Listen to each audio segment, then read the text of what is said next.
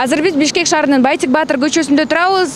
Бишкек мэриясы дал ушул жолго сары тилкелерди чийин улантып жатат. Эгер иш аяктаган болсо, бул жолдон бир гана коомдук транспорт гана өтө алат. Буга чейин түштүк магистраладагы коомдук транспорт үчүн атайын ушундай сары тилке чийилген болчу. Айдоочулар бул нерсеге наразы болуп, сааттап тыгында туруп аткандыгын айтышкан. Азыр болсо биз дал ушул жолдо жүргөн айдоочулардын пикирин билмекчибиз.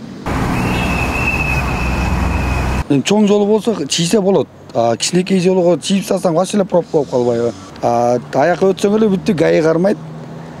Штрафты ура берет. Мынаки азыр эле карасаңыздар, мына советский мен берип баратабыз. Мынаки остановкада турат. Анан кантип нарушать этпейбиз. Мынаки көз алдыда турат. Еще линия чийле турганбызда, еще дальше пробка. Бизде монтип машиналар жолдо турат. Автобус токтой турганбыздан кийинки мемелерге аябай пробка, анан камералар бар. Камераларга штрафтар жазылып атат. Нарушение көп болот дагы. Итак эле өзү тыгын болуп атат, дагы көбөйөт да. Коомдук автотранспортко анча-мынча преимущество бериш керек. Анткени эл жөнөкөй элдер ошо менен каттайт, автобустар менен каттайт, жумуштан кечигет. Эми тыгын болгондо мунун үчүн жолду чоңойтуш керек. Чоңойгондо мисалы үчүн бизде территория жок экен. Илгери Союз кезинде саналып курулуп калыптыр, эми чоңоюп эмне кылат? Андан башка дагы мен ойлойм, башка дагы бир чечимдерди табат го деп.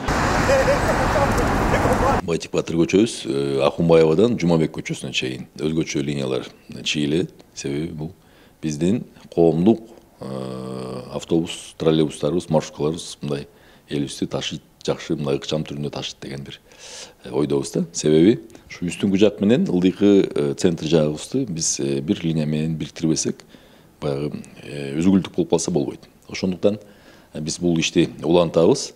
Албетте сиз айткандай наразычылыктар көп болгон, бирок наразы болсо, туура эле наразы болуп атса керек, бирок биздин ушу коомдук транспортто жүргөн 70% Бишкек шаарынын тургундары ушу коомдук транспортто жүрөт. Ошолорго биринчиден приоритет ошолорго коюп атабыз. Эми ушу өйдөңкү микрорайондон Жибек жол көчөсүнө чейин, мисалы үчүн Нуркамал көчөсүнөн Жибек жолуна чейин биз ушу болжол 15-18 мүнөттүн тегерегинде жетип тургандай график түзүп беребиз. Бул пробка болобу, болбойбу, бул өзгөчө линия менен келе берет.